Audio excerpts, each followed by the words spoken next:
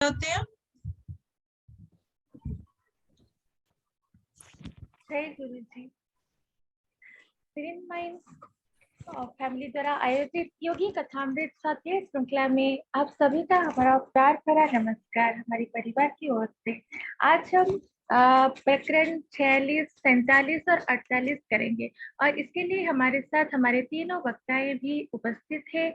अभी मैं कुछ समय गवाते न हुए आमंत्रित करना चाहूंगी हमारे प्रिय प्रियंका जी को, जो कि करेंगे अध्याय 46 का, और उसके बाद हमारे साथ पूजा जी है और पूजा जी करेंगे प्रकरण 47 का, और उसके बाद हमारे साथ हमारे प्रिय सुमित भैया जी है, जो कि प्रकरण 48 का स्वाध्याय हमको करके सुनाएंगे। तो अभी मैं आमंत्रित करना चाहूंगी प्रियंका जी को।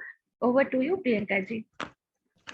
महाअवतार बाबा जी, लहरी महाशय जी, श्री युक्तेश्वर गिरी जी, मेरे पूज्य माता पिता और परमहंस योगानंद जी, और आप सभी को मेरा प्रियंका घर का प्यार भरा नमस्कार।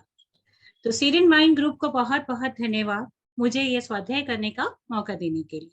तो पिछले अध्याय 45 में हमने जाना कि बंगाल की आनंदमयी माँ के विषय में, और जिनकी तीव्र भक्ति भाव था, उनके अंदर ईश्वरीय उपस्थिति की अत्यंत उच्च अवस्था थी, जिसके भी माथे पर वह अपना हाथ रख देती थी, उनके स्पर्श मात्र से ही वह व्यक्ति निरोगी काया को प्राप्त कर लेता था।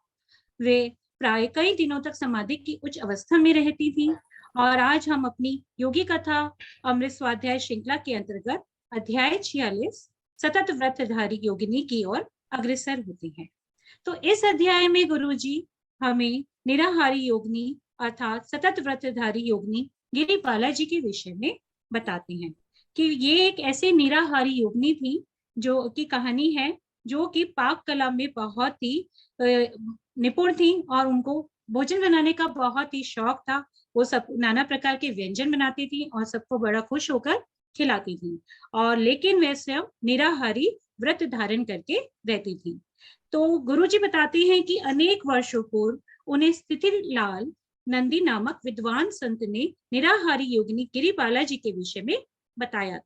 उस समय स्थितिलाल नंदी जी गुरु जी के भाई विष्णु को पढ़ाने उनके गुरुपार रोड वाले घर में आते थे। स्थिति बाबू, जो कि एक विद्वान संत थे, उन्होंने गुरुजी को बताया कि वे गिरिबाला जी को बहुत अच्छी तरह से जानते हैं।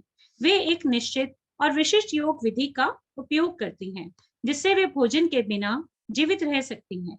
तो स्थिति लाल नंदी जी नवाबगंज में गिरिबाला जी के पड़ोसी थे। स्थितिलाल नंदी जी ने गिरिबाला जी पर कई महीनों तक कड़ी नजर भी रखी, लेकिन फिर भी उन्हें कोई ठोस प्रमाण नहीं मिला। तब उन्होंने वर्धमान के महाराजा को योगिनी जी के बारे में परिचित कराया। तब वर्धमान के राजा ने निराहारी योगिनी जी की परीक्षा लेने के लिए उन्हें आमंत्रित किया। तो गिरिबाला जी ने परीक्षा के लिए वे स्वतः ही तैयार हो गई और महल के एक छोटे से तालाबंद कमरे में 2 महीने तक वे वहां पर रही। फिर दूसरे परीक्षण के दौरान वे राजमहल में 20 दिनों तक रही। फिर तीसरे परीक्षण में वे 15 दिनों के लिए कड़ी नजर में रही। तो इन तीनों कड़ी परीक्षाओं से गुजरने के बाद महाराज ने स्वयं स्थितिलाल नंदी जी को बताया कि बालाजी पूर्ण निराहारी अवस्था में रहती हैं। तो गुरुजी 25 वर्षों से सतत व्रतधारी योगिनी गिरिबाला जी से मिलना चाहते थे। तो गुरुजी हमें बताते हैं कि अमेरिका में रहते हुए उनके मन में सदैव एक चिंता उठती रहती थी कि कहीं इन योगिनी से मिलने से पहले काल का प्रभाव उन्हें निगल ना ले, क्योंकि वे अमेरिका में थे और गिरिबाला जी भारत में थे, और उनके मन में बहुत ही उत्सुकता थी गिरिबाला जी के दर्शन पाने के लिए, उनसे मिलने के लिए। तो गुरुजी जब अमेरिका से वापस भारत लौटते हैं तो वो सबसे पहले गिरिबाला जी के विषय में आवश्यक सूचनाएं एकत्रित करते हैं और उनसे मिलने के लिए 4 मई सन 1936 को बंगाल के पुरुलिया गांव में पहुंच जाते हैं। वहां पर लंबाडा डे रहते थे, जो कि गिरिबाला जी के भाई थे और पेशे से वे वकील थे। तो उन्होंने गुरुजी को बताया कि उनकी बहन जीवित हैं और वे कभी कभी उनके पास रहने के लिए आती हैं। तो उन्होंने गुरुजी को बताया कि आजकल हिंदू योगिनी गिरिबाला जी उनके बिऊर के पारिवारिक घर में रह रही हैं। तो गुरुजी लंबाडा डे की आंखों से आंख मिलाते हुए पूछते हैं कि क्या वे सच में निराहारी व्रत योगिनी है? तो यहाँ पर गुरुजी ने आंख से आंख मिलाते हुए पूछा। तो जिसका अर्थ है मित्रों कि हमारी आंख हमारे मन के विचारों का आईना होती है, अर्थात हमारी आंखों से हमारे मन रूपी विचार व्यक्त होते हैं।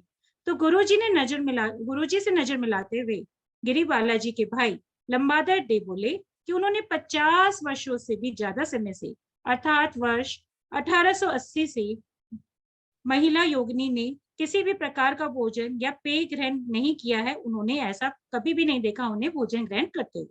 साथ ही उन्होंने यह भी कहा कि दुनिया अचानक खत्म भी हो जाए तो भी उन्हें इतना आश्चर्य नहीं होगा जितना अपनी बहन बालागिरी जी को खाते हुए देखकर होगा, क्योंकि वो कभी भी कुछ नहीं खाती हैं और निराहारी व्रत धारण करके सदा रहती हैं। तो यहाँ पर गुरुजी हमारा ध्यान दो असाधारण ब्रह्मांडीय घटनाओं के बारे में बता रहे हैं, उस तरफ लेके जा। तो व्रतधारी योगिनी जी के भाई के मुख से सच्चाई को सुनकर गुरुजी उनसे मिलने के लिए और ज्यादा बेचैन हो जाते हैं और गिरी बालाजी से मिलने के लिए बंगाल के धूप से दहकते धान के खेतों से होते हुए वर्धमान की ओर अग्रसर होते हैं। तो रास्ते में घने घने वृक्ष, पक्षियों की चहकती हुई आवाजें, मैना और बुलबुल चिड़ियों के गाने वातावरण को संगीत में बना रहे थे। तभी अचानक गुरुजी को ऐसा लगता है मानो फलों से लदा आम का वृक्ष उन्हें बुला रहा हो। तभी गुरुजी ने एक कविता की रचना कर दी जिसकी पंक्तियां कुछ इस प्रकार थी। कुछ पके हुए आम पैदा ही होते हैं आंख से ओझल होने के लिए और पथरीली जमीन पर अपनी मिठास को व्यर्थ करने के लिए। तो गुरुजी आगे हमें बताते हैं कि आम के बिना एक हिंदुस्तानी स्वर्ग की कल्पना भी नहीं कर सकता है, यानी कि आम में इतनी मिठास होती है, वो फलों का राजा है। फिर गुरुजी इन पके आमों के साथ गिरी बालाजी की तुलना करते हुए कहते हैं, सोचते हैं कि एक हिंदू योगिनी की प्रेरणादायक शक्तियों के साथ उनकी कहानी लोगों तक अवश्य ही पहुंचनी चाहिए। और साथ ही गुरुजी कहते हैं कि उनकी कहानी को इन ढेर सारे पके हुए आमों की तरह इस तरीके से बिना लोगों की नजर में आए मर नहीं जाना चाहिए। तो इस और गुरुजी हमारा ध्यान लेकर जाना चाहते थे, इसीलिए उन्होंने इस अध्याय की रचना की और उनके बारे में वर्णन किया। तो आखिरकार गुरुजी पथरीले रास्ते, मिट्टी की सड़क पर से गुजरते हुए व्रतधारी योगिनी गिरी बालाजी के दर्शन हेतु उनके गंतव्य स्थान पर पहुंच जाते हैं। गुरुजी बताते हैं कि जब उनके सामने गिरी बालाजी दृष्टिगोचर हुई, वे फीके सुनहरी रेशमी साड़ी में लिपटी हुई थी। उनकी उम्र लगभग 70 साल थी और घूंघट की छाया में उनकी आंखें अंगारों के समान तेजस्वी लग रही थी। ऐसे पवित्र चेहरे का दर्शन पाकर गुरुजी खुशी से झूम उठते हैं और शालीनता और विनम्रता के साथ उन्होंने अपने कुछ फोटोग्राफ्स भी उनके साथ लेते हैं। तो गिरी बालाजी के शांत और माधुर्य दर्शन से गुरुजी की यात्रा की सारी कठिनाइयां और थकावट एक पल में ही दूर हो जाती हैं। तो गिरी बालाजी बरामदे में आसन जमाकर बैठ गईं। फिर गुरुजी ने बंगाली भाषा में बोलना प्रारंभ किया और गिरी बालाजी से कहा कि गुरुजी 25 वर्षों से भी अधिक समय से इस तीर्थ यात्रा के लिए उत्सुक थे, यानी कि उनके दर्शन प्राप्त हेतु बहुत ज्यादा उत्सुक थे। गुरुजी ने बताया कि उन्होंने नंदी बाबू से गिरी बालाजी के पुनीत जीवन के बारे में सुना था। गिरी बालाजी ने सहमति में सिर हिलाते हुए कहा कि हाँ, नंदी बाबू वो तो नवाबगंज में उनके पड़ोसी। तो गुरुजी बोले, इस बीच वे 7 समुद्र पार अमेरिका चले गए थे, परंतु गिरी बालाजी के दर्शन का विचार गुरुजी के अंतर्मन से निकला नहीं था और गुरुजी ने व्रतधारी योगिनी जी से पूछा कि माँ, क्या आप सचमुच निराहार रहती हैं? तब गिरी बालाजी बोली, हाँ, यह सच है। 12 वर्ष 4 माह की आयु से लेकर 68 वर्ष की आयु तक, यानी कि 56 वर्ष से उन्होंने कुछ भी नहीं खाया पिया है। तब गुरु जी ने पूछा, क्या उनकी कभी खाने की इच्छा नहीं होती है? तब गिरी बालाजी ने अत्यंत शालीनता के साथ कहा, यदि उन्हें खाने की इच्छा होती तो उन्हें खाना ही पड़ता। गुरु जी ने फिर पूछा कि परंतु आप तो अवश्य ही कुछ खाती होंगी। तो गुरु जी के स्वर में एक विंचित प्रतिवाद का भाव था मित्रों। तब गिरी बालाजी मुस्कुराते हुए उनके प्रश्न का उत्तर देती हैं, हाँ अवश्य। तो हवा और सूर्य प्रकाश की सूक्ष्म शक्तियों से तथा मेरुदंड के माध्यम से शरीर को महाअवतार से पोषण मिलता है। फिर गुरुजी ने पूछा, माँ आप अपने आरंभिक जीवन के बारे में बताइए। तब गिरी बालाजी बोलती हैं कि मेरे जीवन में ऐसा कुछ खास बताने योग्य तो नहीं है। फिर भी वो बताती हैं कि संपूर्ण भारत और यहाँ तक कि गुरुजी उनसे कहते हैं कि पूरा भारत और समुद्र पार रहने वाले भाई बहनों को भी गिरी बालाजी की साधना के बारे में जानने की बहुत उत्सुकता है। तो गुरुजी के अनुरोध पर निराहारी व्रतधारी गिरी बालाजी बड़े सौम्य और दृढ़ आवाज में बोली कि उनका जन्म इसी वन्य क्षेत्र में हुआ था। गिरी बालाजी को सदा ही भयंकर भूख लगा करती थी। उनकी भूख कभी शांत नहीं होती। तब वे 9 वर्ष की थी, तभी उनकी सगाई हो गई और वे नवाबगंज में अपने पति के घर रहने गई। तो उनकी उम्र 12 वर्ष थी। खाते पीते रहने की आदत के कारण गिरी बालाजी की सास उन्हें सुबह से रात तक सदा लज्जित करती रहती थी। परंतु उन फटकारों में भी वरदान छुपा हुआ था, क्योंकि उनके कारण ही उनकी आध्यात्मिक प्रवृत्तियां जागृत हुई थी। तो यहाँ पर मित्रों हमें गिरी बालाजी ये बताना चाहती हैं कि कोई भी जीवन में हम अरे कठिनाई आती है तो हमें उनके अंदर छुपे हुए गिफ्ट्स को लेना होता है, तभी इसीलिए वो जीवन में कठिनाई आई है। हम उसे कठिनाई सोच लेते हैं, लेकिन वो वाकई में कठिनाई नहीं होती है। उसके अंदर छुपे हुए गिफ्ट को पाने के लिए ही वह एक परिस्थिति का रूप लेके हमारे सामने आती है। तो एक दिन उनके सास ने उन्हें बहुत ही कठोर वचन कह दिए। गिरी बालाजी से कहा कि वे भी उन्हें दिखा देंगी कि जब तक वे जीवित रहेंगी तब तक अन्न का वे स्पर्श भी नहीं करेंगी। तो एक व्रज संकल्प गिरी बालाजी ने अपने दिमाग में घर कर लिया। तो एकांत स्थान में जाकर वे उत्कट भाव से परमात्मा से प्रार्थना करने लगी कि वे उनके पास एक ऐसा गुरु भेजें जो गिरी बालाजी को अन्न के बदले ईश्वरीय प्रकाश से जीवित रहना सिखा दे। तो मन में प्रार्थना करते करते गिरी बालाजी नवाबगंज के गंगा घाट की ओर चल पड़ती हैं और रास्ते में उनकी मुलाकात उनके ससुराल के पुरोहित जी से होती है। तो गिरी बालाजी उनसे भी प्रार्थना करती हैं कि वे कृपा करके उन्हें निराहार जीवित रहने की युक्ति बताएं। तो उन्होंने गिरी बालाजी को शाम को मंदिर आने के लिए कहा और साथ ही कहा कि जब वे शाम को आएंगी तो वे उनके लिए वैदिक अनुष्ठान करेंगे। लेकिन उनके इन सांत्वना भरे शब्दों से गिरी बालाजी को कोई उनके मन को राहत नहीं मिलती है कि और उन्होंने वो रात अपनी पूरी गंगा के घाट पर ही बिताई। तो प्रातःकालीन जब सूर्य की किरणें गंगा की लहरों पर नाच रही थी, तभी गिरी बालाजी के गुरुदेव अचानक सामने हवा में प्रकट होते हैं। अत्यंत प्रेम और सहानुभूति भरे शब्दों में उन्होंने कहा कि वे वही गुरु हैं जिन्हें ईश्वर ने गिरी बालाजी के व्याकुल मन की प्रार्थना की पूर्ति हेतु उनके पास भेजा है। आज से गिरी बालाजी सूक्ष्म प्रकाश से ही जीवित रहेंगी। आगे वे बोले कि गिरी बालाजी के शरीर के अणु परमाणु ब्रह्मांड में व्याप्त अनंत प्रवाह से सीधे 9 शक्ति प्राप्त करेंगे।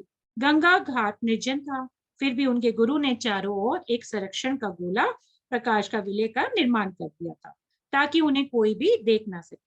फिर उन्होंने गिरी बालाजी को एक ऐसी क्रिया की दीक्षा दी जो पृथ्वीवासी लोगों को अन्न की निर्भरता से मुक्त कर देती है। तो एक मंत्र है जिसे श्वास के व्यायाम के साथ जपना होता है। इसमें ना तो कोई जादू है और ना ही कोई दवाई। क्रिया योग के अतिरिक्त इसमें कुछ भी नहीं। आगे गिरी बालाजी ने गुरुजी को बताया कि उनके पास कोई संतान भी नहीं है। वे तो अनेक वर्ष पहले ही विधवा हो गई थी। दिन भर घर के कामकाज करती हैं और रात को वे ध्यान करती हैं। उन्होंने बताया कि उन्हें कभी भी कोई रोग नहीं हुआ है और साथ ही उनके शरीर से कोई भी मल विसर्जन भी नहीं होता है। वे अपने हृदय की धड़कन और श्वास को नियंत्रित कर सकती हैं। अंतर्मन में उन्हें अपने गुरु और महात्माओं के दर्शन प्राप्त होते हैं। तो संसार में लाखों लोग भूख से मर जाते हैं, तो उनके लिए गुरु जी के मन में एक उम्मीद की किरण जागती है। तो गुरु परमहंस योगानंदा जी गिरी बालाजी से कहते हैं कि वे निराहार रहने की पद्धति क्यों ना बाकी सभी लोगों को संसार में सिखा दें, क्योंकि जो इतने गरीब लोग हैं और जो भूख से मर जाते हैं, ताकि वे अपने उन कष्टों से बाहर आ सकें। तो तब गिरी बालाजी उत्तर देती हैं कि उनके गुरुदेव ने उन्हें इस रहस्य को कभी भी प्रकट ना करने का आदेश दे रखा है। वे ईश्वर की सरल और सहज लीला में किसी भी प्रकार का दखल नहीं करना चाहती। रोग, भूख, बीमारी हमारे ही कर्मों के चाबुक हैं, जो जीवन के सच्चे अर्थ को जानने का प्रयास करने को विवश करते हैं। तो गुरु परमहंस योगानंद जी ने कहा कि अकेले आप ही को निराहार रहने का सामर्थ्य देने का क्या उपयोग हुआ। तो गिरी बालाजी ने गुरु जी के प्रश्न का उत्तर दिया कि ये सिद्ध करने के लिए कि मनुष्य एक आत्मा है, हम सभी आत्मा है, ना कि शरीर। ये दिखाने के लिए कि दैविक उन्नति के द्वारा मनुष्य सनातन केस को जीवित कर सकता है, उसे अन्न की कोई आवश्यकता नहीं रहती है। संत गिरी बालाजी ध्यान की एक गहरी अवस्था में उतर जाती हैं, उनकी अंतर्दृष्टि में लग जाती है और शांत आंखों में कोई भाव नहीं था। वे परम समाधि की अवस्था में चली जाती हैं, शून्य की अवस्था में वे प्रवेश कर जाती हैं। तो गिरी बालाजी की योग शक्ति निराहार अवस्था पतंजलि के योग सूत्र में वर्णित है। वे स्वास्थ्य की एक विशिष्ट प्रक्रिया करती थी, जो पांचवें चक्र यानी कि विशुद्धि चक्र पर अपना प्रभाव डालता है। कंठ के पीछे स्थित विशुद्धि चक्र आकाश तत्व को नियंत्रित करता है। इस तत्व पर ध्यान करके साधक आकाश तत्व की शक्ति से जीवित रह सकता है। तो जब गिरी बालाजी अपनी परम अवस्था में पहुंच जाती हैं, तो गुरु जी भी ध्यान अवस्था में लीन हो जाते हैं। कई घंटों के बाद जब गिरी बालाजी अपनी आंखें खोलती हैं, तो गुरु जी ने उनसे उनकी स्मृति में उनकी साड़ी का एक आध टुकड़ा निशानी के तौर पर मांगा। तो संत गिरी बालाजी ने रेशमी साड़ी का एक टुकड़ा गुरु जी को भेंट स्वरूप दिया और फिर जमीन पर लेटकर गुरु जी को साष्टांग प्रणाम किया। तो इससे हमें पता चलता है मित्रों कि उच्च श्रेणी की आध्यात्मिकता मद और अहंकार में नहीं होती है। अपने अहंकार को समाप्त करके ही हम आध्यात्मिकता की अगली सीढ़ी पर चढ़ सकते हैं। तो गुरु जी भी आदर पूर्वक उनसे वो सप्रेम पूर्वक भेंट स्वीकार करते हैं और दंडवत उन्हें प्रणाम देते हैं। और इससे हमें पता चलता है कि इतने बड़े बड़े योगी किस प्रकार अपने अहंकार को, अपनी ईगो को दूर करके रखते हैं और आध्यात्मिकता में आगे बढ़ते जाते हैं। तो इन्हीं शब्दों के साथ मित्रों मैं अपनी वाणी को विराम देती हूँ। Over to you Puja ji. Thank you friends.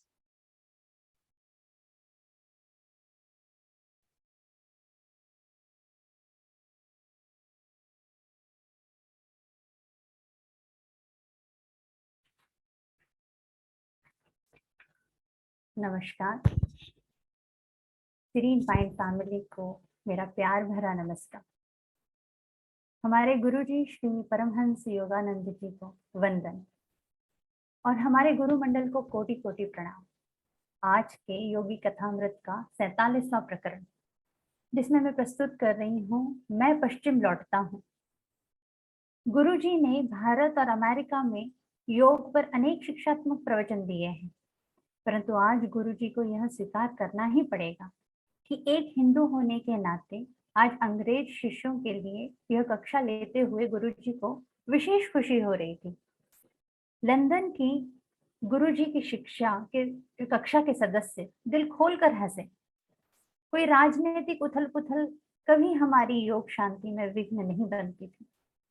Bharat अब एक पुण्य स्मृति मात्र बनकर रह गया था। यह सितंबर 1936 है। गुरुजी इंग्लैंड में 16 महीने पूर्व दिए गए उस वचन की पूर्ति करने आए थे कि लंदन में पुनः व्याख्यान देंगे। इंग्लैंड भी योग के कालजयी संदेश को ग्रहण करने के लिए उत्सुक है। गॉस वेनर हाउस में गुरुजी के नियत स्थान पर संवाददाताओं तथा न्यूज रील बनाने वाले कैमरामैनों की भीड़ लगी रहती थी। British council of the world fellowship of faith ने 29 सितंबर को व्हाइटफील्ड कांग्रीगेशनल चर्च में एक सभा का आयोजन किया, जिसमें गुरुजी ने परस्पर बंधुभाव में एक विश्वास मानव सभ्यता की रक्षा कैसे कर सकता है, हाउ फेथ एंड फेलोशिप में सेव सिविलाइजेशन, इस भारी भरकम विषय पर व्याख्यान दिया। कैक्सटन हॉल में रात 8 बजे होने वाले व्याख्यानों में इतनी भीड़ हो जाती थी कि 2 बार हॉल की क्षमता से अधिक हुए लोग विंडसर हाउस ऑडिटोरियम में बैठकर 9:30 बजे से दूसरे व्याख्यान की प्रतीक्षा करते रहे। इसके बाद के सप्ताहों में ये कक्षाएं इतनी अधिक बड़ी हो गई कि श्री राइट को इन्हें दूसरे बड़े हॉल में स्थानांतरित करने की व्यवस्था करनी पड़ी। अंग्रेजों की दृढ़ संकल्पता आध्यात्मिक संबंधों में भी अद्भुत रीति से अभिव्यक्त होती है।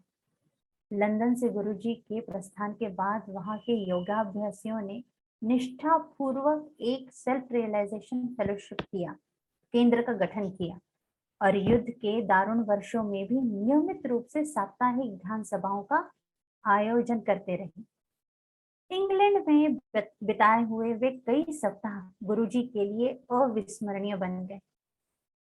कई दिनों तक लंदन और लंदन से बाहर सुंदर ग्रामीण क्षेत्रों में गुरुजी दृश्यावलोकन के लिए जाते थे।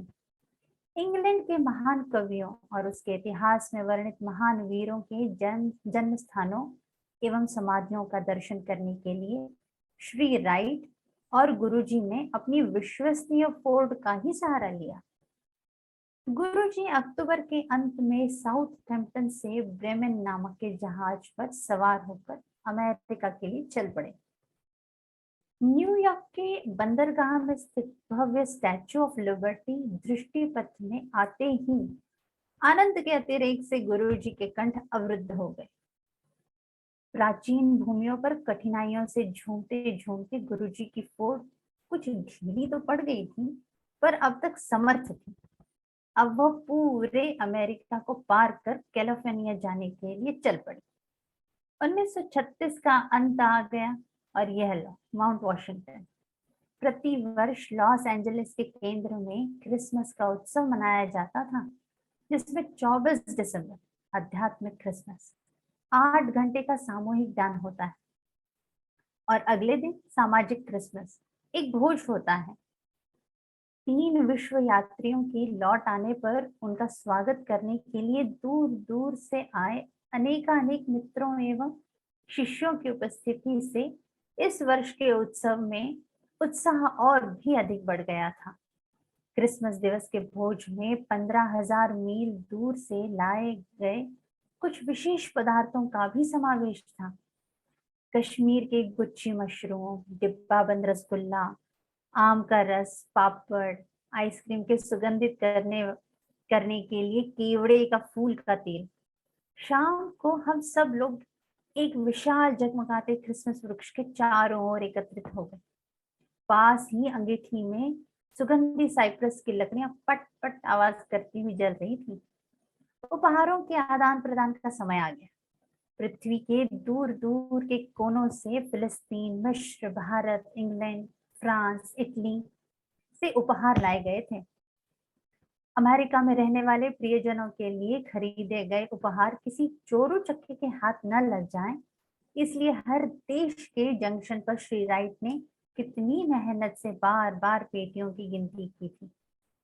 फिलिस्तीन के पवित्र जैतून वृक्ष के फलक, बेल्जियम और हॉलैंड की नाजुक झालरें एवं कशीदाकारी के काम, ईरानी गलीचे, अत्यंत बारीक बनावट वाली कश्मीरी शालें, मैसूर के सदा सुगंधित रहने चंदन के ट्रे, मध्य प्रदेश के शिव पत्थर, दीर्घकाल पूर्व लुप्त भारतीय राजवंशों के सिक्के, रत्न खचित फूलदानियां और प्यालियां, छोटी छोटी प्रतिकृतियां, पर्दे, धूप, अगरबत्ती, इत्र, स्वदेशी कॉटन प्रिंट्स, लाख के काम की वस्तुएं, मैसूर को हस्तिदंत की कलाकृतियां, ईरान की लंबी नोक वाली जूतियां, विचित्र सी लगने वाली परंतु काफी मेहनत से चारों ओर नक्काशी काम कर सुंदर बनाई हुई प्राचीन पांडुलिपियां, मखमली जरीदार कपड़े, गांधी टोपियां, मिट्टी के बर्तन, टाइल्स, पीतल की कलाकृतियां,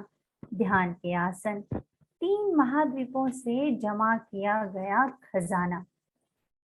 क्रिसमस वृक्ष के नीचे रखी विशाल ढेरी में से अत्यंत आकर्षक ढंग से पैक की हुई एक एक वस्तु उठाकर गुरुजी वितरित करने लगे। सिस्टर ज्ञान माता मधुर मुखारविंद और गहन अनुभूति वाली उस संत प्रकृति की महिला को गुरुजी ने एक लंबा डिब्बा दिया। गुरुजी के अनुपस्थिति में ये ही माउंट वॉशिंगटन केंद्र की प्रभारी थी। उस डब्बे में से महीन कागज में लिपटी सुनहरी बनारसी साड़ी उन्होंने निकाली।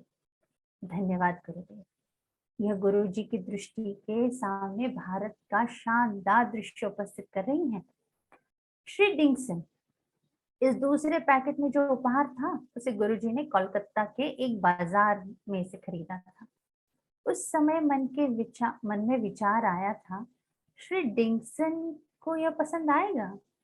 गुरुजी के प्रिय शिष्य श्री ई डिक्सन 1925 में माउंट वॉशिंगटन केंद्र की स्थापना से लेकर अब तक प्रत्येक क्रिसमस उत्सव में उपस्थित रहे थे।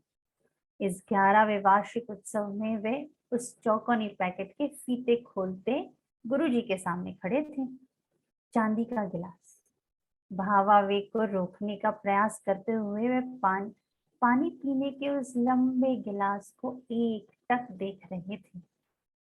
वे कुछ दूरी पर जाकर ऐसे बैठ गए मानो उन्हें कोई सुध-बुध ही न रही हो। अपनी सांता क्लॉज की भूमिका फिर शुरू करने से पहले गुरुजी उनकी ओर स्नेह भरी दृष्टि से देखकर मुस्कुराए। सब उपहारों के दाता उस परम दाता की प्रार्थना के साथ भावपूर्ण उद्गारों की उस शाम का समापन हुआ। उसके बाद कुछ देर तक सब मिलकर क्रिसमस कैरल्स गाते रहे। कुछ दिन बाद श्री डिकिंसन और गुरुजी बातचीत कर रहे थे। उन्होंने कहा, गुरुदेव, चांदी के गिलास के लिए मेरा हार्दिक धन्यवाद। कृपया स्वीकार कीजिए। क्रिसमस की उस रात मुझे आपको धन्यवाद देने के लिए शब्द नहीं मिल रहे थे। गुरुजी ने कहा, वह गिलास खास तुम्हारे लिए ही लाया था। 43 वर्षों से श्री डिकिंसन उस चांदी के गिलास की प्रतीक्षा करते आ रहे थे। वह लंबी कहानी है जो अब तक श्री डिकिंसन ने अपने हृदय में ही छिपा रखी थी। श्री डिकिंसन ने कुछ संकोच के साथ गुरुजी को देखा। इसकी शुरुआत बड़ी नाटकीय थी। श्री डिकिंसन पानी में डूबकर मर रहे थे। घटना नेब्रास्का राज्य में एक छोटे शहर की है। श्री डिकिंसन के बड़े भाई ने एक दिन खेल खेल में श्री डिकिंसन को 15 फुट गहरे तालाब में ढकेल दिया। तब श्री डिकिंसन केवल 5 साल के ही थे। जब वह दूसरी बार पानी के नीचे डूबने लगे, तभी सारे अंतरिक्ष को प्रकाशमान करता हुआ एक बहुरंगी दीप्तमान प्रकाश प्रकट हुआ। उस प्रकाश के बीच में एक पुरुष की आकृति थी। उस पुरुष की आंखें अत्यंत शांत थी और उसके चेहरे पर अभय दान करने वाली मुस्कान थी। जब तीसरी बार फिर डिकिंसन का शरीर पानी में नीचे जाने लगा, तो श्री डिकिंसन के भाई के एक साथी ने पास में खड़े एक लंबे पतले पेड़ को नीचे झुका दिया, जिससे श्री डिकिंसन की उंगलियां उस पेड़ को पकड़ सकी। तब उन लड़कों ने डिकिंसन को किनारे पर खींच लिया और डिकिंसन का प्रथमोपचार किया। इस घटना के 12 वर्ष बाद जब डिकिंसन 17 वर्षों के युवक हो गए, तब एक दिन अपनी माँ के साथ शिकागो गए। वह 1893 का सितंबर का महीना था। विश्व विख्यात धर्म संसद का अधिवेशन चल रहा था। माँ और डिकिंसन एक मुख्य सड़क पर चल रहे थे कि पुनः उसी प्रकार एक दीप्तमान प्रकाश डिकिंसन की आंखों के आगे कांद गए। हमसे कुछ ही कदम की दूरी पर वही पुरुष डिकिंसन को आराम से टहलता दिखाई पड़ा, जिसका डिकिंसन का वर्षों पहले डूबते समय दर्शन हुआ था।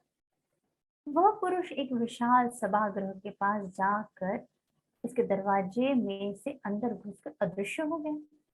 डिकिंसन चीख पड़े, माँ, यह वही आदमी था जो डिकिंसन को डूबते समय प्रकट हुआ था। माँ और डिकिंसन तुरंत सभागृह में जा पहुंचे। वह पुरुष व्याख्या मंच पर बैठे हुए थे। थोड़ी ही देर में हमें पता चल गया कि वह पुरुष भारत के स्वामी विवेकानंद थे। स्वामी विवेकानंद, उन्होंने आत्मा को झंझोड़ देने वाला व्याख्यान दिया। उनका व्याख्यान समाप्त होने के बाद डिकिंसन उनसे मिलने आगे गए। डिकिंसन को देखते ही वे इस प्रकार मुस्कुराए मानो वो उनके पुराने मित्र हों। डिकिंसन इतने छोटे थे कि अपनी भावनाओं को व्यक्त करने की अकल उनमें अभी नहीं आई थी, परंतु मन ही मन डिकिंसन आशा कर रहे थे कि वे उनके गुरु बनेंगे। उन्होंने स्वामी विवेकानंद ने उनके मन की बात पढ़ ली। नहीं बेटा, मैं तुम्हारा गुरु नहीं हूँ, स्वामी विवेकानंद ने अपनी सुंदर भेदक आंखों से डिकिंसन की आंखों में देखते हुए कहा, तुम्हारे गुरु बाद में आएंगे, वे तुम्हें चांदी का एक गिलास देंगे। थोड़ी देर रुक कर मुस्कुराते हुए उन्होंने कहा, अभी तुम जितने आशीर्वादों को ग्रहण कर सकते हो उससे कहीं अधिक आशीर्वाद वे तुम्हारी झोली में डालेंगे। थोड़े ही दिनों में विवेकानंद शिकागो से लौट आए और उसके बाद डिकिंसन को पुनः कभी महान विवेकानंद के दर्शन नहीं हुए, परंतु उनके मुख से निकला एक एक शब्द डिकिंसन के अंतरतम चेतना पर अमिट रूप से अंकित हो गया। वर्षों पर वर्ष बीतते गए, कोई गुरु नहीं आए। 1925 में एक रात डिकिंसन ने बहुत गहराई से प्रार्थना की कि भगवान मेरे गुरु को मेरे पास भेज दे। कुछ घंटों बाद कर्ण मधुर संगीत में डिकिंसन की नींद खुल गई। बांसुरियां एवं अन्य वाद्य लिए। कुछ देवदूत उनकी दृष्टि के सामने प्रकट हुए।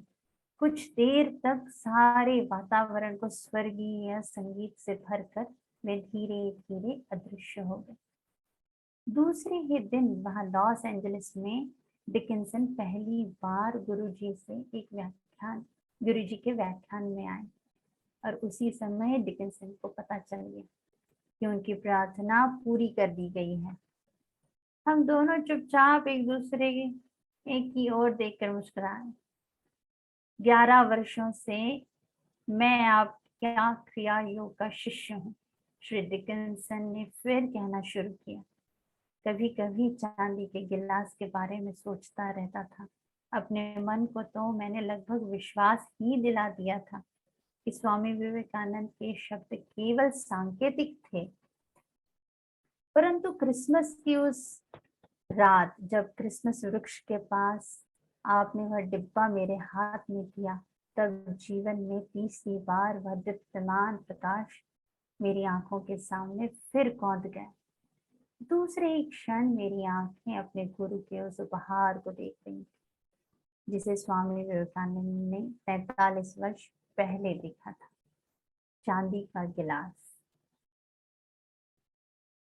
प्रकरण यहीं समाप्त हुआ। जय गुरु जी। Over to Sumit ji.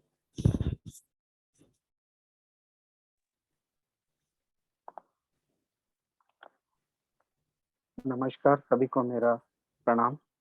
अपने माता पिता को प्रणाम करते हुए, अपने ईश्वर को प्रणाम करते हुए और अपने गुरुजनों को प्रणाम करते हुए मैं आज का प्रकरण 48 आरंभ करता हूँ।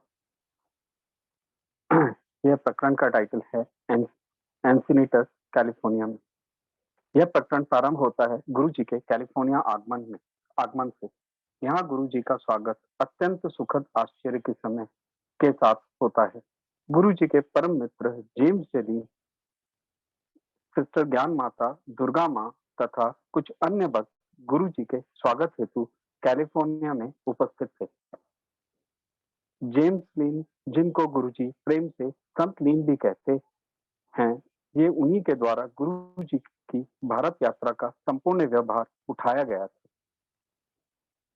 श्री जेम्स लीन के विषय में गुरु जी बताते हैं कि 1932 में श्री लीन ने उनसे क्रिया योग की दीक्षा ली। प्रतिदिन क्रिया योग के अभ्यास से उनकी आध्यात्मिक उन्नति इतनी हो गई थी कि गुरु जी भी उन्हें संत लीन कहने लग गए थे। श्री लीन एक बहुत बड़े अमेरिकन उद्योगपति थे। उनकी कंपनी विश्व की सबसे बड़ी अग्नि बीमा कंपनी थी तथा विशाल तेल उद्योग से भी उनका संबंध था। कारोबारी तथा अन्य अंतहीन जिम्मेदारी के पश्चात भी उन्होंने निरंतर क्रिया योग की साधना की। श्री लीन प्रतिदिन लंबे गहरे क्रिया योग ध्यान के लिए समय निकाल ही लेते। इस प्रकार का संतुलित जीवन जीते हुए उन्होंने समाधि के अविचल शांति प्राप्त कर ली थी। गुरु जी के कैलिफोर्निया के एंसेनिटी ग्राम में आगमन के साथ ही एक सुखद आश्चर्य उनकी प्रतीक्षा कर रहा था। जब गुरु जी अमेरिका से बाहर थे, तब श्री लीन द्वारा एक सुंदर आश्रम का निर्माण करवा लिया गया था। गुरु जी के घर लौटने की खुशी में यह आश्रम श्री लीन द्वारा उनके भेंट स्वरूप दिया गया। श्री लीन, सिस्टर ज्ञान माता तथा अन्य भक्त एक प्रवेश द्वार से गुरु जी को अंदर ले गए। इस प्रवेश द्वार के दोनों ओर छाया द्वार वृक्ष लगे थे। सामने की ओर विशाल सफेद भवन दिखाई दिया। गुरु जी उल्लेख करते हैं कि भवन ऐसे ही लग रहा था मानो नीले समुद्र जल में कोई विशाल सफेद जहाज खड़ा हो। गुरु जी आश्चर्य से अवाक रह गए। अत्यंत आनंद और कृतज्ञता के भाव से उनका मन ओतप्रोत हो गया। गुरु जी के मुख से ओह, हाँ आदि शब्द प्रसन्नता और आश्चर्य को व्यक्त करते हुए निकल रहे थे। वे अपने भावों को शब्दों में व्यक्त करने में असमर्थ थे, इसलिए उनके मुख से ओह ये शब्द निकल रहे थे। आश्रम में असाधारण रूप से बड़े 16 कमरे थे। प्रत्येक कमरा सुंदर रीति से सजाया गया था। छत तक ऊंची बड़ी बड़ी खिड़कियों से संपूर्ण हरियाली और आकाश दिखता था और सामने समुद्र भी नजर आ रहा था। यह दृश्य ऐसा दिखता था मानो कोई सुंदर पेंटिंग हो। हॉल में स्थित फायर प्लेस के ऊपर जीसस क्राइस्ट, श्री महाअवतार बाबा जी, श्री लहड़ी महाशय जी और श्री युक्तेश्वर जी की तस्वीरें लगी हुई थी। उन्हें देखकर गुरु जी को लगा मानो वे उस आश्रम पर अपने आशीर्वादों की वर्षा कर रहे हों। हॉल के नीचे 2 गुफाएं बनाई गई थी।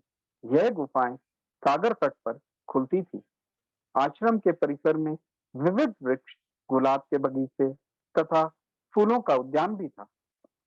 आश्रम के एक दरवाजे पर ग्रैंड अवेस्टा में दी गई प्रेयर लगी हुई थी।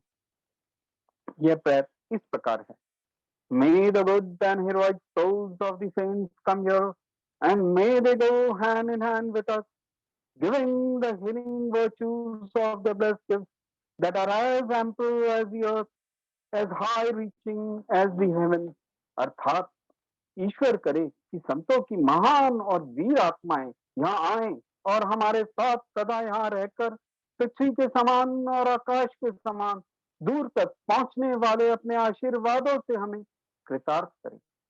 आगे गुरुजी बताते हैं कि जून 1935 से अक्टूबर 1936 तक जब वह भारत और यूरोप में थे, तब श्री लीन ने गुरुजी के साथ पत्र व्यवहार करने वाले सभी लोगों को कह दिया था कि कोई भी गुरुजी को आश्रम के निर्माण के विषय में कोई समाचार न दे।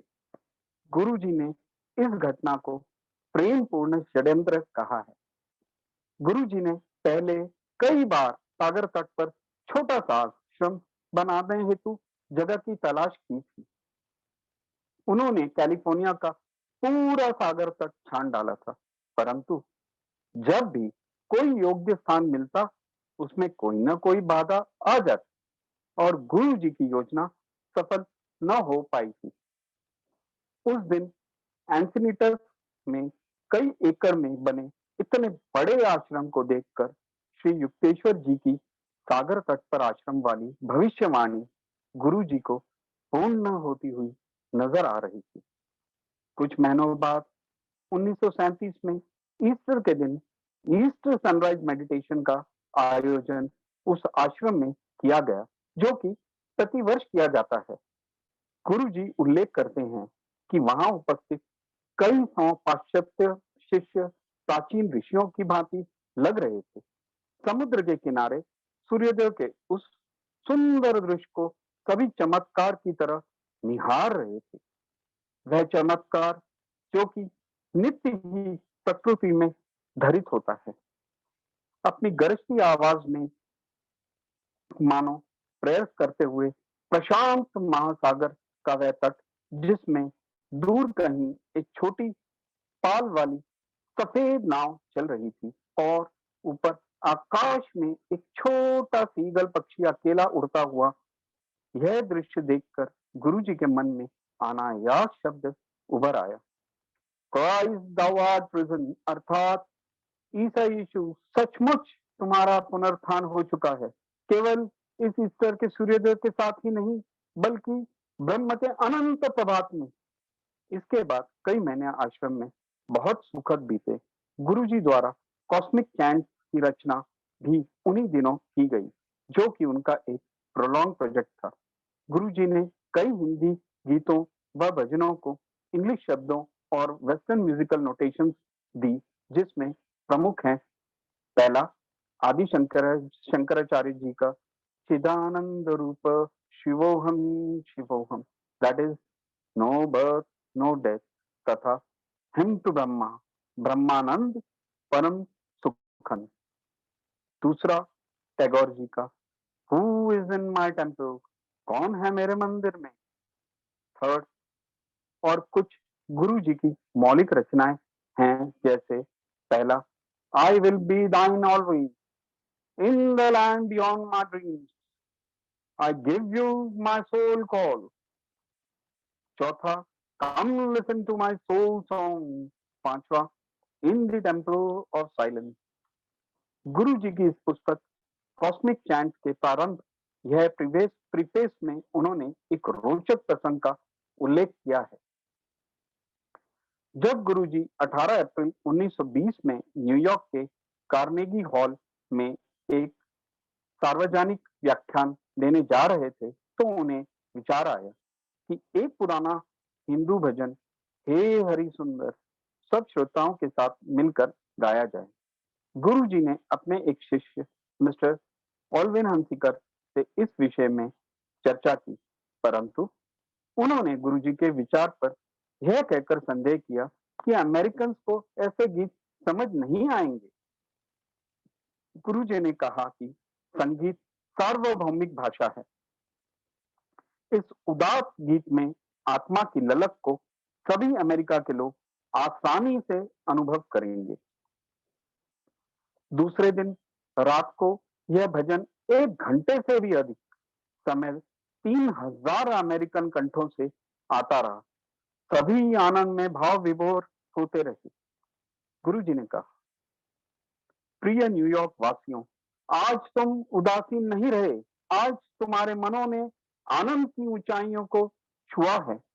गुरुजी बताते हैं कि उस संध्या कीर्तन करते हुए उस भक्तों के समूह में कई भक्तों की डिवाइन हीलिंग भी हुई थी। 1941 में Guruji self realization fellowship Boston center में गए। वहां के हेड मिस्टर एम.डब्ल्यू. लेविस ने गुरुजी के रहने की व्यवस्था एक बहुत सुंदर व व्यवस्थित कक्ष में की थी। उन्होंने कहा कि गुरुदेव, जब अमेरिका में आप शुरू में आए थे तो इसी शहर में कमरे में ही रहते थे, जिसमें बाथरूम की भी सुविधा नहीं थी। श्री लुइस बोले कि वह दिखाना चाहते हैं कि बॉस्टन में पूर्ण सुख सुविधा संपन्न आरामदायक कक्ष भी है। आगे गुरुजी एसआरएफ के विषय में विवरण देते हुए बताते हैं, सन 1937 में एंसिनिटस में एक सेल्फ रियलाइजेशन फेलोशिप कॉलोनी की स्थापना की गई। इस कॉलोनी में स्टूडेंट्स को एसआरएफ के आदर्शों के अनुसार विभिन्न गतिविधियों द्वारा प्रशिक्षित किया जाता है। यहाँ सन्यासियों व सन्यासिनियों के लिए अलग अलग आश्रम हैं, भोजन आदि सारी व्यवस्था है, तथा संस्था के सदस्यों एवं हितैषियों के लिए रिट्रीट की सुंदर व्यवस्था है। यहाँ संस्था के सदस्यों व अतिथियों के लिए फल एवं सब्जियां उगाई जाती हैं। प्रकरण का अंत गुरुजी स्वामी श्री युक्तेश्वर गिरी जी को याद करते हुए कहते हैं कि स्वामी जी भारत की भूमि के अतिरिक्त कहीं नहीं रहे थे, परंतु इस लक्ष्य को वह सदा ही कहते थे कि सारा जगत मेरा देश है। इसी विश्व बंधुत्व की भावना द्वारा मनुष्य स्वयं को विश्व का नागरिक मान सकता है और अपनी सहानुभूति को विस्तारित कर सकता है। यह विश्व बंधुत्व की भावना यह समझने में सहयोग करती है कि ईश्वर ईश्वर ने एक ही रक्त से मनुष्य की सब जातियों पृथ्वी पर रहने के लिए बनाई हैं। यदि मनुष्य सब स्थानों, चाहे वह अमेरिका हो, चाहे भारत, चाहे यूरोप, चाहे अफ्रीका ही हो, यदि सबको अपना ही मान ले तो उसका जीवन प्रत्येक स्थान पर सुखी होगा। तो इसी के साथ प्रकरण 48 संपूर्ण होता है। आप सभी श्वेतागणों का इतने प्रेम से सुनने के लिए धन्यवाद। ओवर टू सपना जी। बहुत बहुत धन्यवाद तीनों वक्ताएं आज बहुत खूबसूरती के साथ हमारे साथ ये जो तीनों अध्याय को उपस्थित किया। प्रियंका जी और पूजा जी, तो आपकी जो मधुर आवाज थी, क्या कहूँ उसके बारे में। और जब सुमित भैया तो कह रहे थे, लग रहा था जैसे कि आज स्वयं गुरु जी की आवाज जैसे लग रहा था पूरा, तो पूरा गूज़बम्स ही आ गए पूरा, इतना बहुत बढ़िया लगा। बहुत बहुत धन्यवाद। मैं अभी आमंत्रित करना चाहूंगी हमारी खूब प्रिय पूनम दीदी को, जो कि इन तीनों अध्यायों से क्या हम गुण तत्व ले सके, इस जो ज्ञान के सागर है, जैसे हमको थोड़ा मोती चुन चुन के दीजिए। ओवर टू यू पूनम दीदी। जय गुरु जी। सिरेन माइंड परिवार से जुड़े सभी सदस्यों को मेरा प्यार भरा दिल से नमस्कार। बहुत सुंदर अध्याय आज हमारे तीनों वक्ताओं ने किए हैं। बहुत खूबसूरत छोटे छोटे से अध्याय हैं, लेकिन जितने वो छोटे अध्याय हैं उतने पावरफुल तरीके से आज सबने हमारे को वो सुनाया है। तो बहुत ही मजा, बहुत ही आनंद आ रहा था। जो हमने सबसे पहले जो हमने अध्याय नंबर 46 किया है, जो प्रियंका ने बताया है, निराहारी योगिनी का अध्याय। और तीनों अध्याय में वास्तव में जब हम इसको सुनते हैं तो ऐसे लगता है जैसे कि वो सीन हमारे सामने जो है वो विजुअलाइज होना शुरू हो जाता है। निराहारी योगिनी में कुछ है ऐसी लर्निंग जिनको अगर हम खींच के निकालें तो वो हमारे बड़े काम आती है। जैसे मुझे उसमें एक ये लर्निंग बहुत अच्छी लगती है, जब गुरुजी उन योगिनी जी से मिलने के लिए जा रहे थे तो रास्ते में जब उनको वो बहुत सारे आम के वृक्ष दिखते हैं, और हमारे गुरुजी तो बहुत ही चंचल है और उन्होंने अपनी चंचलता कभी कम नहीं करी थी, और उन्होंने बोला कि ये फल तो जैसे भाई मुझे बुला रहे हैं। तो जब उन्होंने वहां पे गाड़ी रोकी और फल लेके, आम लेके जब वो खा रहे थे, तो ये जो एक लाइन जो गुरुजी ने उस समय बोली बहुत ही अच्छी लगी कि कोई एक आम पैदा होता है दृष्टि से ओझल ही पड़ा रहने के लिए और अपनी मधुरता को पथरीली भूमि में बर्बाद करने के लिए। तो पहले हम इसको समझते हैं एक आम जो फल है, मैंगो के संदर्भ में। तो गुरुजी ये बताते हैं कि कोई आम जो होते हैं उन वो इसीलिए पैदा होते हैं कि वो किसी की दृष्टि के सामने ना आए। क्योंकि देखिए, अगर हम भी किसी आम के लदे पदे पेड़ के वहां खड़े होंगे तो ऊपर देखेंगे कि कौन कौन सा आम है, कौन सा पका हुआ आम है, और हम उसको जो है वो तोड़ने का प्रयास करेंगे। तो कुछ आम कैसे होते हैं कि वो वहां से जैसे पक गए तो वो नीचे गिर जाते हैं। तो वो क्या करते हैं, उस आम में मधुरता तो उस आम में भी है। अगर जिस वृक्ष में इतने सारे आम लगे और सब आम इतने टेस्टी और मीठे हैं तो उसमें भी है, लेकिन वो क्या होते हैं, अब वो नीचे उस पथरीली जमीन पे गिर जाते हैं, तो जोर से गिरने से थोड़ा फल फट जाता है, तो वो खाने के लायक नहीं रहता। और क्या होता है, जो उनकी मधुरता होती है वो कहाँ चली गई, सिर्फ पथरीली भूमि में चली गई। अब हम इसको अपने साथ अगर जोड़ के देखें, हम भी किसी आम से कम नहीं है। हम तो बस यूं ही लगे रहते हैं हमें खास बनना है, खास बनना है। नहीं, आम के अंदर जो मिठास है वो खास में कहाँ है? आम और खास, ये हम डुअलिटी में चले जाते हैं। तो हमें यहाँ से क्या समझना चाहिए, हम सबके अंदर, जैसे एक आम के अंदर मिठास होती है, वैसे ही हम सबके अंदर परमात्मा का अंश है। हम सब परमात्मा की ही इमेज में बने हैं। हम सबके अंदर वो चेतना है, जिस चेतना का हम विस्तार करके हम अपनी सोल की अपलिफ्टमेंट कर सकते हैं। अब देखिए, ये हमारे ऊपर ही निर्भर करता है कि जो मधुरता, जो चेतना हमारे अंदर है, जो परमात्मा का अंश हमारे अंदर है, हम उसको एक्सपेंड करते हैं, हम उसका विस्तार करते हैं कि हम सारा जीवन यूं ही बस अपना, जो बोलते हैं ना कि ईगो कॉन्शियसनेस के अंदर ही हम निकाल देते हैं। तो ये एक पॉइंट इसमें समझने वाला है। और जब आगे जब गुरुजी बताते हैं, जब उन्होंने पूछा, उनके ब्रदर जब मिलते हैं, तो देखिए गुरुजी ने क्या बोला। गुरुजी ने बोला कि मैं इन योगिनी जी से मिलके इनके बारे में लिखना चाहता हूँ। अब क्यों लिखना चाहते हैं? गुरुजी ने तो इतना अच्छा जो है वहां पर अपनी जो जितनी लर्निंग्स थी उसका विस्तार कर दिया था, और काफी लोग उनसे जुड़ चुके थे। तो फिर उनको योगिनी जी के बारे में क्या जरूरत थी लिखने की? तो देखिए यहाँ से हमें कितनी एक ब्यूटीफुल लर्निंग समझने को मिलती है।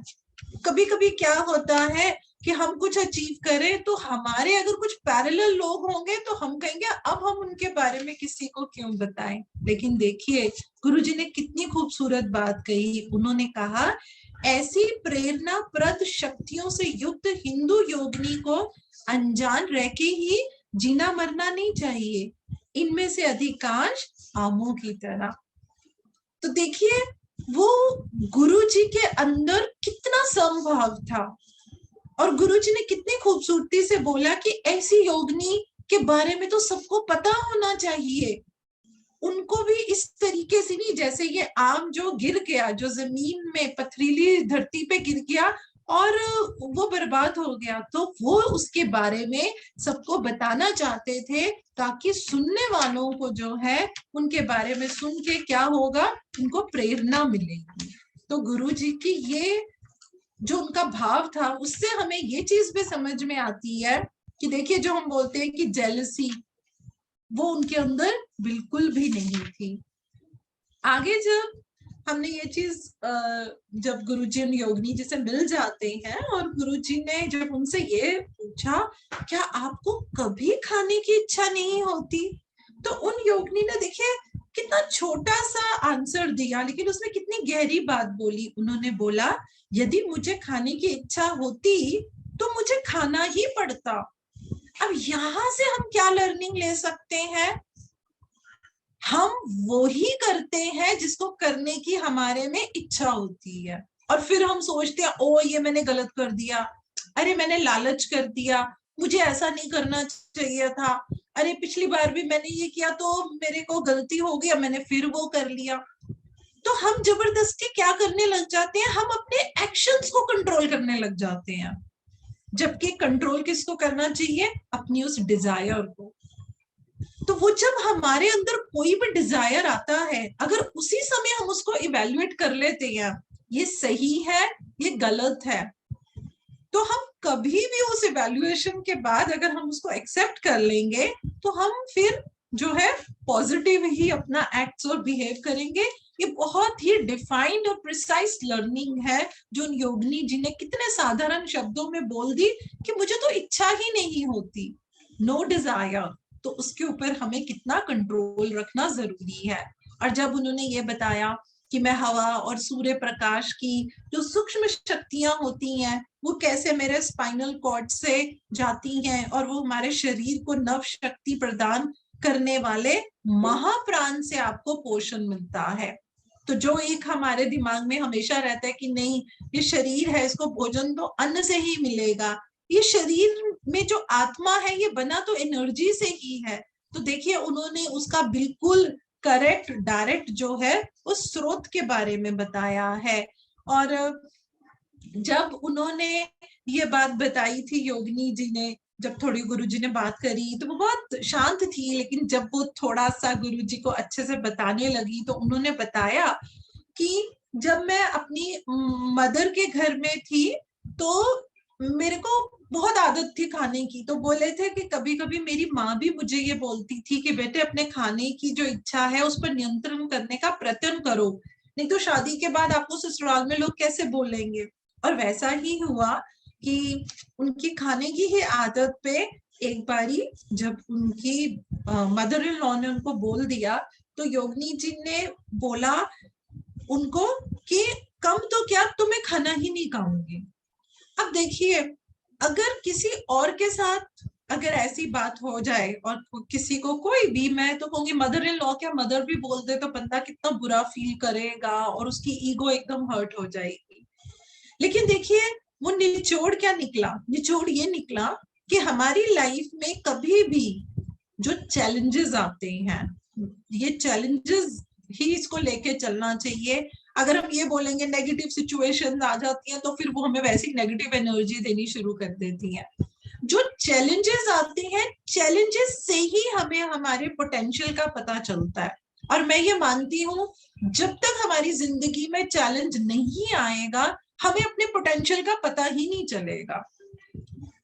हम नॉर्मल जो अपना जीवन होता है हम उसको वैसे ही बिताते रहेंगे, सुबह उठे, खाया पिया, काम किया, बच्चों को पाला, बस। जब चैलेंज आता है तब हम एक रास्ता ढूंढते हैं और उस समय इनिशियली लगेगा व्हाई विद मी, ये मेरे साथ ही क्यों हो रहा है। बहुत कारण है इसके, वो मैं नहीं यहाँ पे लेना चाहूंगी, बट मैं ये जरूर कहना चाहूंगी चैलेंज के बिना हम अपनी पोटेंशियल, अपनी क्षमता को कभी बढ़ा ही नहीं पाते हैं। तो देखिए उनकी इस बात से क्या हुआ, उनके अंदर बहुत ज्यादा आध्यात्मिक प्रवृत्ति जो है वो जाग उठी। तो अब जो वो इतनी फेमस निराहारी योगिनी बनी तो वो किस वजह से बनी, तो वो अपनी मदर इन लॉ के उस बात की वजह से ही बनी। तो क्या उन्होंने जो कहा वो योगिनी जी को डिप्लीट कर सका? नहीं, वो तो उनको इतनी जो है एक डिवाइन उन्होंने योगिनी के रूप में कन्वर्ट कर दिया।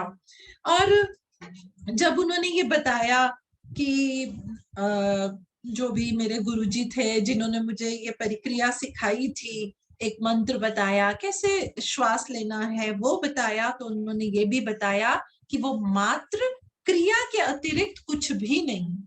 अब ये लाइन उन्होंने क्यों हाईलाइट करी? वो लाइन इसलिए हाईलाइट करी क्योंकि जब हम इस ऑटोबायोग्राफी ऑफ अ योगी को पढ़ेंगे तो हमें ये सुन के लगेगा हाँ अच्छा कुछ तो होगा, कोई मैजिक होगी, कोई दिव्य शक्ति होगी। तो देखिए उन्होंने वो भी क्लियर किया है कि वो सिर्फ एक क्रिया थी, वो क्रिया के अतिरिक्त जो है वो कुछ भी नहीं था। और जब, क्योंकि गुरुजी तो बहुत जिज्ञासु थे, जब गुरुजी ने पूछा कि आप ये हमें सिखा सकती हैं, भाई हिंदुस्तान में तो कितने लोग हैं जो खाना ना मिलने की वजह से जिनकी मृत्यु हो जाती है, हम उनसे शेयर कर सकते हैं?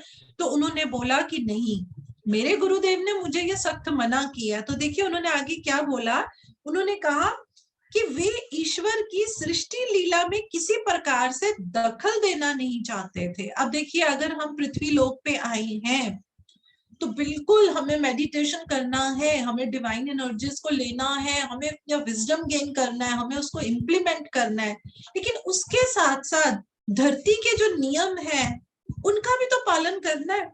किसान फल उगाता है, सब्जी उगाता है, उसको फिर आगे ले जाया जाता है, बेचा जाता है, कितने रेस्टोरेंट लोग उस आदान प्रदान से पैसा कमाते हैं। तो जो भी एक नियम है जिसको एक अगर हम बोले कि हमारी इकोनॉमी है या जो इकोनॉमिक एक्टिविटीज है वो रन करती हैं, तो उन्होंने बोला ऐसे नहीं करना, ऐसे तो फिर सब करने लग जाएंगे। तो जो एक किसान का सोल प्लान लेकर आया है कि मैं किसान बन के ये अन्न उगाऊंगा, उपजाऊंगा और उससे मैं अपनी कमाई करूंगा, तो फिर क्या हो जाएगा कि हमने जो ईश्वर ने ये जो सृष्टि की रचना करी है, जो लीला बनाई है, तो वो बोले वो उसमें दखल अंदाजी हो जाएगी। इसीलिए इसी तरीके से कभी कभी जो ग्रेट मास्टर्स होते हैं जिनके हम कांटेक्ट में आते हैं, कभी अगर जो मास्टर्स करते हैं हम उनसे कुछ सीखना चाहें और वो हमें बोलेंगे नहीं अभी समय नहीं आया, तो तो वो भी इस बैलेंस को ध्यान में रख के, जब उनको लगता है कि हाँ अब सामने वाला इस लेने के भी लायक है और वो उसको आगे मिसयूज नहीं करेगा और परमात्मा के किसी भी नियम में दखल नहीं करेगा, तब वो चीज जो होती है वो शेयर की जाती है। और जब उन्होंने ये पूछा कि आपने ऐसा मतलब जो किया उसका क्या फायदा हुआ, तो देखिए तब भी उन्होंने कितना सिंपल आंसर दिया। वो बोली ये मैंने सिर्फ ये सिद्ध करने के लिए कि मनुष्य आत्मा है, क्योंकि हमारे लिए तो ये समझ पाना बहुत मुश्किल है कि बिना आहार के हम कैसे रह सकते हैं। तो देखिए उन्होंने कितनी सिंप्लिसिटी से ये बता दिया कि सिर्फ ये सिद्ध करने के लिए कि मनुष्य आत्मा है और आत्मा को जीवित रहने के लिए अन्न की जरूरत नहीं है।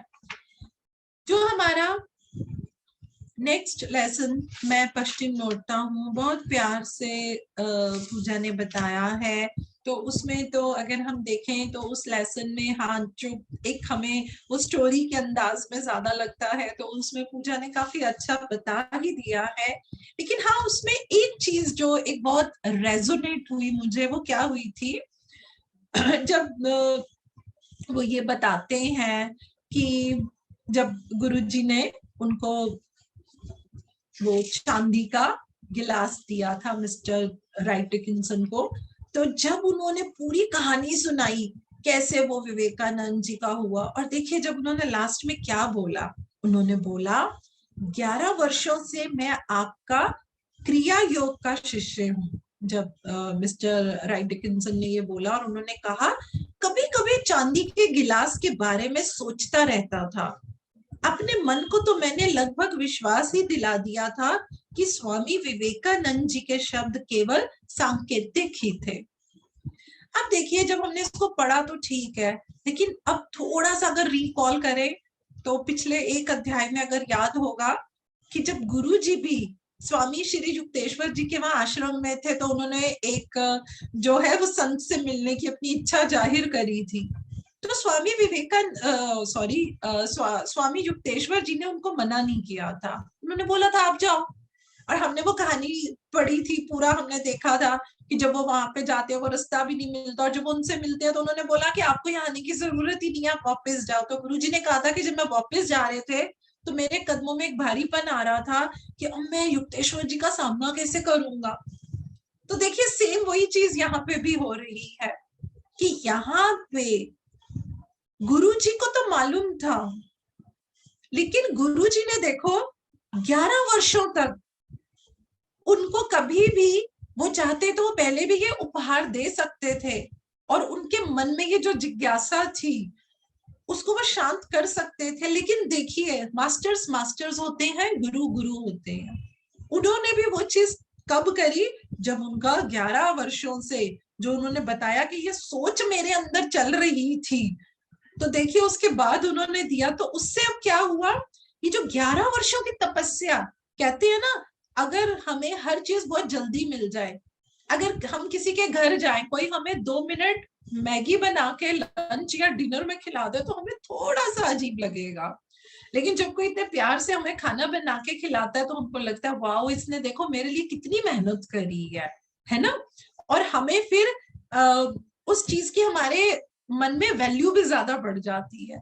तो देखिए पूरे 11 साल का समय गुरुजी ने मिस्टर राइट को दिया, तो शायद तब तक उनके अंदर वो एक्सेप्टेंस लेवल, जो उनके दिमाग में एक युद्ध चलता था कि अरे देखो मुझे ये बताया क्या, कभी ऐसा हुआ नहीं, तो कभी कभी उनका विश्वास थोड़ा डगमगा जाता होगा। तो पूरी वो लर्निंग देने के बाद ही गुरुजी ने उनको जो है वो चांदी का गिलास दिया। नेक्स्ट लेसन जो हमने कैलिफोर्निया में जो ये लास्ट में जो सुमित भैया ने बहुत खूबसूरती से किया है, जो हमने उसको समझा है, तो उसके अंदर मुझे एक ही जो बहुत मतलब एक मेन जो लर्निंग लगी, वो मुझे क्या लगी, जैसे भैया बता रहे थे कि उन्होंने शंकराचार्य जी का वो चिदानंद रूप, शिवोहम शिवोहम, संस्कृत के शब्द, टैगोर जी का कौन है मेरे मंदिर में, बहुत खूबसूरत है ये, अगर आप लोगों ने सुना हो तो जब उन्होंने ये चीजें करी तो ऐसा क्यों, मतलब उन चीजों को इतना पॉपुलराइज जो है वो क्यों किया गया? वो इसलिए किया गया, गुरुजी ने क्या बताया, संगीत सर्वजनीन भाषा है। इस उदात्त गीत में निहित आत्मा की ललक को अमेरिकन लोग भी निश्चय ही अनुभव करेंगे। तो गुरुजी ने महत्व किसको दिया है? संगीत को। जब हम भी कभी कभी जब मेडिटेशन करते हैं, अगर हम म्यूजिक लगाते हैं, या अगर हम देखिए अपने अपने मुख से ही बहुत सिंपल वे में अगर हम बोले ओम,